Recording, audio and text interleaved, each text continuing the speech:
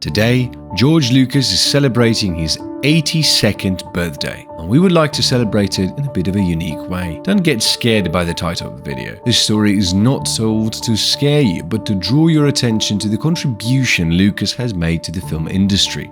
It was on this very day, the 14th of May, in the small town of Modesto, California, that an extraordinary man with a great destiny ahead of him was born. We have all heard about how George Lucas changed the world of cinema and created our favorite Star Wars universe.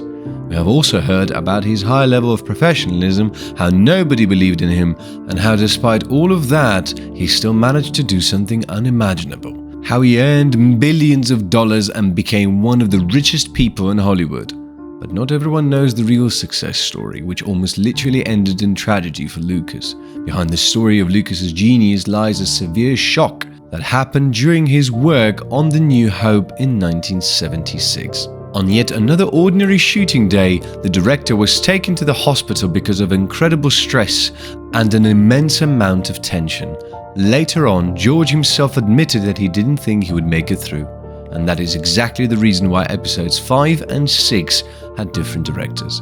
So today's story is very interesting and unique.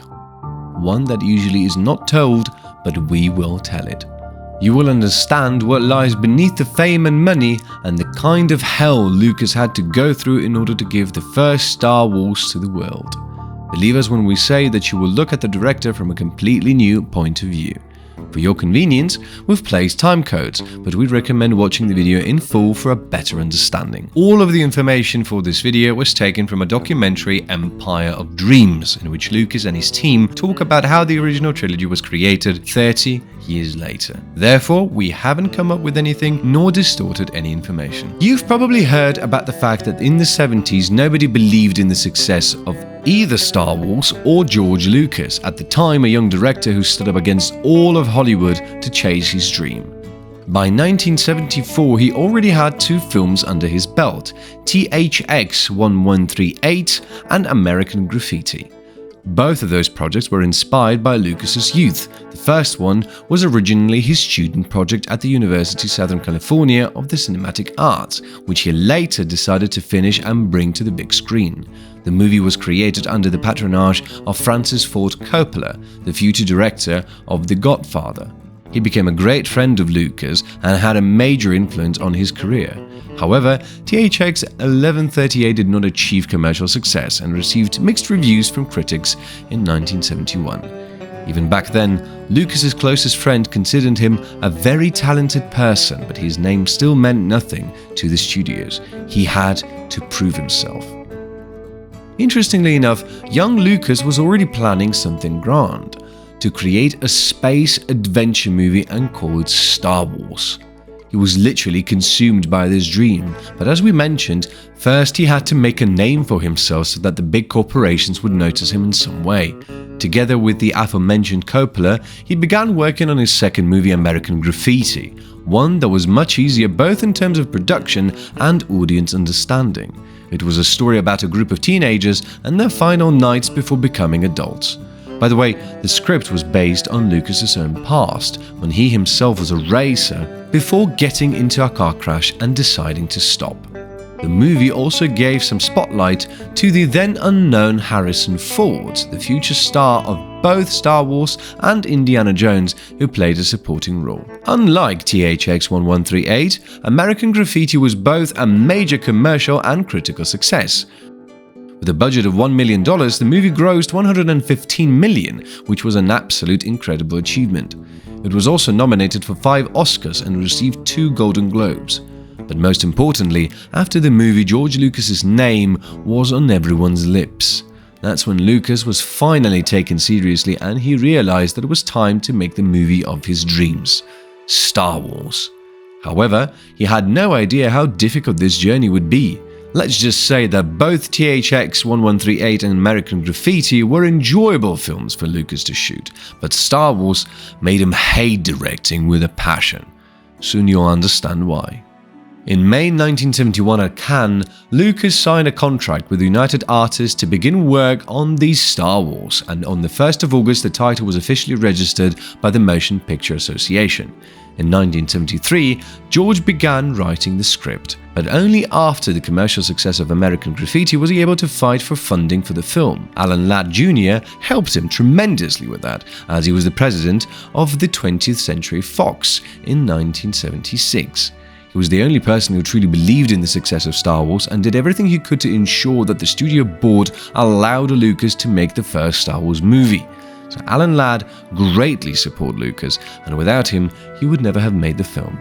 And if we're talking about universal disapproval, then yes, it absolutely existed. To put things into context, America in the 70s was going through a tense political period, the film industry was struggling, and on top of that, there was the Vietnam War. Patriotic war movies and light comedies were in high demand, just like American Graffiti. There were no computers, no internet, and Lucas wanted to make a massive movie with a very strange concept and unprecedented special effects. The big Hollywood executives saw him as a complete madman. However, Alan Ladd somehow managed to convince Fox's management to give George $8.5 million to create this bizarre project. Lucas's previous success, which had earned $115 million, became a strong argument, so they decided to take the risk. Alan Ladd later admitted that the pressure was enormous. He was told directly if Star Wars failed, then he, Lucas, and everyone connected to him would be finished. Never before had the young Lucas, who was used to working on smaller films, carried such a heavy responsibility. On top of that, he had no clear idea of how exactly he would shoot Star Wars, but he didn't want to abandon his dream, and you could say that he went all in, all or nothing. And if you think that the creation of the first film was all fun and games, you would be wrong. It was hell on earth. Filming began on the 22nd of March 1976 in the Tunisian desert, which was used as the planet Tatooine. During the first week, the crew fell behind schedule because of an unstoppable rain, defective props, and electronic malfunctions. And even after the rain stopped, it was replaced by unbearable heat. The entire cast and crew were completely worn out by these harsh conditions, and only Sir Alec Guinness, who played Obi-Wan, showed true professionalism. He was the only one who never openly showed how awful he felt. The atmosphere on set was far from pleasant, to put it mildly. Most of the crew treated the movie as if it were some kind of childish nonsense, so they rarely took the work seriously. Most of them simply wanted to do the job, collect their paycheck, and return to their comfortable lives, without realizing how important this project was to Lucas. To put it simply, George was genuinely irritated by other people's attitude toward his idea. According to Mark Hamill, who played Luke, while he and the rest of the cast were having fun, Lucas was almost crying. He barely ate, barely slept, and was constantly working, while every week he received calls from Alan Ladd in California telling him that the Fox board was seriously furious that the movie was falling behind schedule. Ladd constantly had to listen to their complaints and accusations of wasting money, as if they were asking him, "Who did you even bring to us?" He himself was under constant pressure, and as a result, he kept asking Lucas to speed things up. However, Lucas was devastated by the fact that nothing looked like his original vision of Star Wars, not the costumes, not the sets, nor any of the other elements of the movie. This was not how he had imagined working on the film of his dreams. The atmosphere on the set was heavily influenced by Lucas's stubbornness and unwillingness to compromise. He was constantly yelling, which eventually caused him to lose contact with part of the crew. At the time, they saw him as disrespectful. George was literally involved in everything. He tried to set up the lighting himself, position the camera, and give notes to the actors. He wanted to control absolutely everything, and that led to negative reactions from certain members of the crew. Lucas had several confrontations with cinematographer Gilbert Taylor, who believed that the young, cocky director was interfering with his work and trying to involve himself in things he barely understood. George knew that he wouldn't be able to finish the work on time and that he wouldn't achieve everything he had planned. At one point, he almost gave up and fell into depression. Maybe it was all a bad idea, maybe it's all too much, he thought. But there was nowhere left for him to retreat. The calls from Alan Ladd in California kept coming, and he continued reminding Lucas that the board was still unhappy with him and wanted him to wrap everything up as quickly as possible. When filming in Tunisia was over, Lucas and his team moved to London, wherein special sets have been shooting the scenes for Death Star, Mos Eisley Cantina and Yavin 4. This part of the production was significantly easier than the work in the desert. However, Lucas still encountered major difficulties. The growing pile of problems kept undermining both his physical and mental health. But he wasn't about to give up. The principal filming was over, and it was finally time for the special effects. Since Hollywood didn't have any studios dedicated to this kind of work, Lucas created his own studio and called it Industrial Light and Magic. The most remarkable thing is that after working on Star Wars, the studio continued to create special effects for cult classic films for decades and still remains one of the top studios to this day.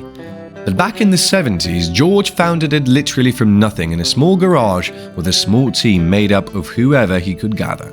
The studio received half of the film's budget and was supposed to work on the special effects at the same time Lucas was filming in Tunisia and London.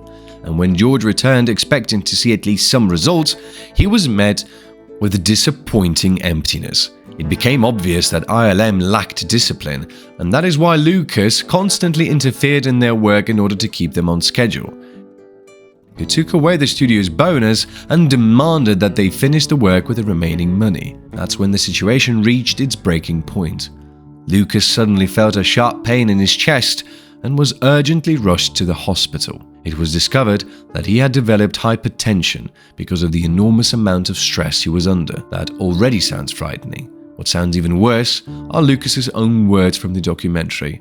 "I thought that was it." Nevertheless, Lucas recovered and heroically finished his work on Star Wars. The post-production process was no less stressful since Fox began putting even more pressure on him.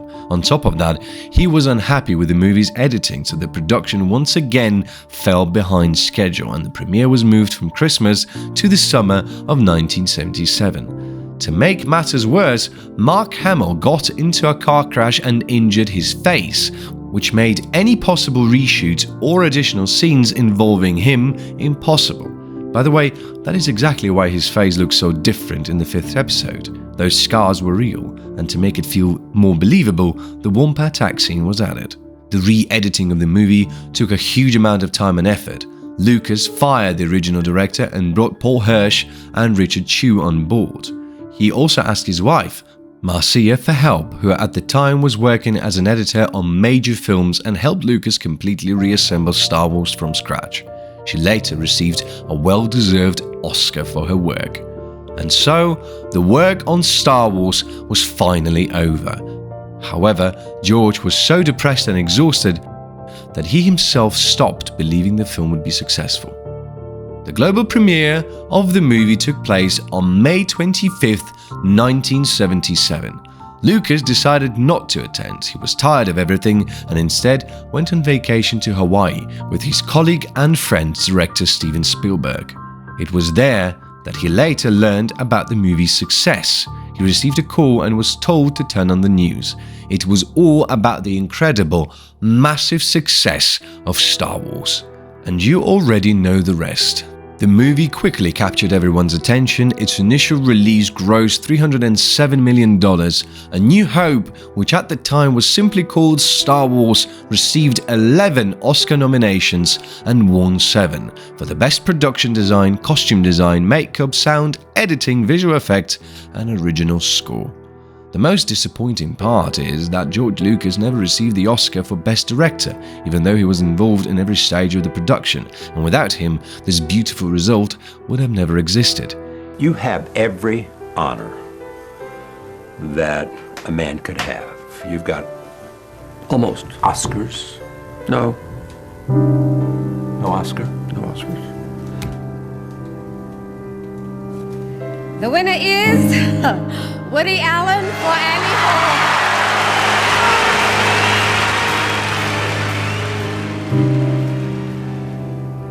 Thank you for doing this. He didn't have a cohesive team, and because of that, he had to handle almost everything on his own, which eventually paid off massively. In 1977, Star Wars not only marked the beginning of an iconic franchise, but also changed the film industry itself, especially in its approach to special effects and the adventure genre. 20th Century Fox was now praising Lucas like a hero. The studio offered him several different terms for continuing the work on the franchise, but Lucas managed to outplay them all. He decided to completely reject the director's salary and did not take payment for the second Star Wars movie. Instead, he asked to retain the rights to the franchise and all merchandise revenue. He also wanted to maintain full independence, and because of that became one of the first filmmakers to receive a movie budget from a bank instead of directly from studio executives. These conditions became a pivotal moment in his career and laid the foundation for his future business success. In the end, George Lucas earned thousands of times more than he would have if he had accepted Fox's original offer. Merchandise became the franchise's main source of income. By 2012, books, toys, games, and other Star Wars products had generated over $20 billion in sales. Even if the deal initially seemed unprofitable for Lucas, over time it turned into one of the smartest business decisions in the history of the industry. Meanwhile, Fox potentially lost millions of dollars because they failed to understand the true value of the franchise. George Lucas truly became an independent director, but the irony was that he no longer wanted to direct. The stress he went through had made him hate the profession. On top of that, he was now a businessman, the owner of his own film studio and the biggest fictional franchise in the world. That is exactly why the direction of the next Star Wars movie was entrusted to Irvin Kershner. This allowed Lucas to distance himself from the filming process and focus on other work instead. However, he later admitted that he was still regularly present on set to make sure everything followed his vision. By the way, it wasn't a coincidence that he invited Kershner to direct the movie. He was his teacher during his studies. Irvin Kershner was the one to teach George Lucas how to direct, and amongst those who managed to guide his talent in the right way. Lucas explained that his choice came from Kershner's professionalism and that he knew how to help to develop the characters and create the needed atmosphere. He also considered him to be his mentor, not just a teacher. Looks like Lucas did not forget his roots. And he definitely did not make a mistake, since the new Star Wars Empire Strikes Back is now considered to be the best movie in the franchise amongst a lot of fans. However, Kershner did turn down the offer to shoot The Return of the Jedi because of the same reasons that Lucas had. The filming of the 5th episode took 3 years and heavily exhausted him. That's why Lucas had to invite another director, Richard Marquand, since he himself categorically rejected the director's seat. Later on, Kershner has expressed regret in not directing The Return of the Jedi, as he believed he could have made a bit of a better film. Even after finishing the work on the original trilogy, George decided against directing the new Indiana Jones films and instead gave the position to his friend Steven Spielberg. Lucas then repeatedly expressed his displeasure with certain aspects of the industry and direction in general. In some interviews and public appearances, he mentioned that he didn't like making movies under the microscope of audiences' expectations and critics' attention, and that he did not like the heavy workload. He enjoyed the result itself, not the process. However, he then decided to get back in the saddle and shoot the prequel trilogy himself. In the 90s, the technology of special effects reached the level that allowed Lucas to bring his visual ideas to life. He also possessed all the influence and money in the world and could do whatever he wanted. And today, George Lucas turns 82 years old. Oh, time flies fast. Now he's retired and spends his time with his family. However, he still receives the money from the new Star Wars projects made by Disney. His main project now is the Museum of Narrative Art in LA, and that will open on September 22nd, 2026. It will be dedicated to all forms of narrative art: comic books, illustrations, cinema, and other media. That is the legacy that he would like to leave behind, apart from Star Wars and the grand contribution to the industry of entertainment. That way, George Lucas left movie making in the past and is now concentrated on charity and realization of his cultural project. And so, after going through absolute hell in 1977 and almost losing his life in a hospital because of enormous stress, Lucas became one to change lives of millions of people. There are loads of fictional universes, a lot of good movies too, but nobody from Hollywood has ever managed to outdo Lucas in the amount of work that he has done and the amount of influence he had. And even though today good old Lucas is not as energetic, we wish him a long life, a lot of happiness, on an earned retirement, and success with the opening of his museum. If it wasn't for him, we would never have experienced such emotions, never tell you this story, and you would never have listened to it so vividly. But now you know what truly lies beyond all successful franchises, laughs behind the scenes, and the stories about greatness and genius. It is banal talent, ability to work, and determination to reach your goals despite all. And to finish up the story, we ask you to write to us in the comments what you think about this titanic work of George Lucas, about the creation of this Star Wars. And of course, what did you think about our video? A like and a subscription will be the best motivation to create more, and we are always happy to tell you interesting stories. Thank you all very much for watching, for showing interest, and for your attention. You can watch a video on a similar topic by clicking the icon on the screen. We are saying goodbye for now, and may the Force be with you.